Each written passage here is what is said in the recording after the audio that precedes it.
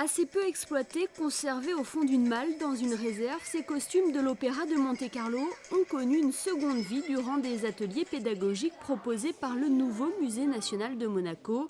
Des ateliers qui entrent dans le cadre de l'exposition Lab, qui emmène le visiteur dans les coulisses du musée d'art de la Principauté. L'occasion d'exploiter les costumes différemment, de leur redonner une histoire. Et pour ce faire, le NMNM a invité Celia Pim. L'artiste britannique est connue pour son travail de reprisage sur les textiles. On l'a simplement conviée à venir visiter nos réserves. Elle a vu les 4000 costumes que l'on conserve, donc costumes de l'Opéra de Monte-Carlo, qui nous ont été déposés par la SBM. Et c'est elle qui a fait une proposition réfléchie à partir de ce qu'elle a vu. Et ce qui l'a intéressée, eh bien, ce sont les costumes finalement que l'on n'exploite jamais parce qu'ils ne font pas partie de la collection patrimoniale. Et ces costumes-là, qui portaient en réserve une étiquette jaune avec un S pour sortie, ce qui signifie qu'ils étaient sortis des collections patrimoniales, elle a eu un intérêt tout particulier pour eux en disant finalement ils sont un peu à part et j'aimerais littéralement les sortir du musée pour les apporter à des groupes de personnes et les faire revivre.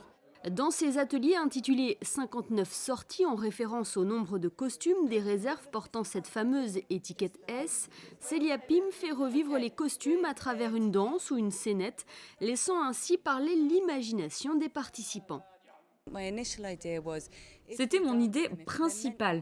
Ces costumes étaient destinés pour des spectacles. C'était leur fonction première, leur travail. Donc j'ai proposé des ateliers de danse pour tous. Je pense fermement que ces robes, ces costumes doivent être montrés au monde dans un univers inhabituel de leur fonction principale. Ils sont usés, certes, cela les rend moins précieux, mais pas pour autant moins spéciaux. C'est pour cela qu'ils doivent être portés par des enfants, des plus grands, par tout le monde. Et là, c'était l'opportunité d'en profiter et de danser dans de vrais costumes d'opéra. Un par un, vous venez et puis vous vous présentez. Vous allez vous présenter à nous tous. D'accord ? Vous faites pareil comme tout à l'heure, vous pouvez faire un petit geste, un petit truc comme ça. Mais attention, maintenant vous êtes dans un costume, donc vous êtes un personnage. Je m'appelle Victoria, la reine d'Angleterre. Wow, très bien ça. Je suis l'ange du Père Noël et je m'appelle Eleonora. Pour ce projet, Celia Pim a collaboré avec Gaëtan Morlotti, danseur chorégraphe au ballet de Monte-Carlo.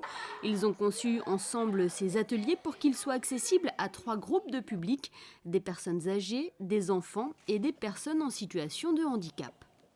Magnifique. On a mis en place des façons de pouvoir les prendre, des façons de les regarder, les façons de les déposer, des façons de les enfiler, des façons d'interagir avec, des façons de les enlever et des façons de les reposer. Ce qui fait qu'en fait, avec Celia, on a organisé un voyage pour ces costumes. On s'est presque plus focalisé sur l'objet en lui-même, le costume, que le public qui allait le manipuler. Ça, c'est dans la symbolique, évidemment. On a aussi pensé au public. Donc voilà. Après, c'est vrai que quand on a vu les costumes portés par une personne âgée, ensuite par un enfant, et aujourd'hui par des personnes atteintes de certaines formes d'handicap, c'est vrai que la résonance du costume change complètement. Et ça, c'est magnifique. 3 groupes différents pour 3 interprétations différentes. Le temps de ces ateliers, les participants ont offert une dernière danse à ces costumes avant qu'ils ne reprennent place dans la réserve du nouveau Musée national de Monaco.